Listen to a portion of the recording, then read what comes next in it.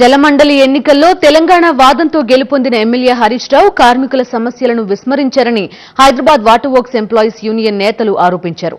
హైదరాబాద్ గోషామహల్లోని గుర్తింపు యూనియన్ కార్యాలయాన్ని bar shop గా మార్చడమే కాకుండా జలమండలిలో అక్రమ బదిలీల పేరుతో వసూళ్లకు పాల్పడుతున్నారని వారు ఆగ్రహం వ్యక్తం చేశారు.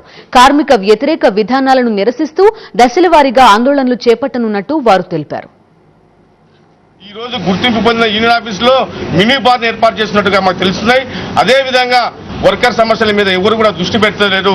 లేకుంటే దీన్ని పెద్ద ఎత్తున ఆందోళన కార్యక్రమం చేపట్టడానికి కూడా మేము సిద్ధంగా ఉంటామని చెప్పేసి వాటర్ వర్క్స్ ఎంప్లాయీస్ యూనియన్ కామగారు యూనియన్ కి మేము హెచ్చరిస్తున్నామని కూడా మేము తెలియజేసుకుంటున్నాం.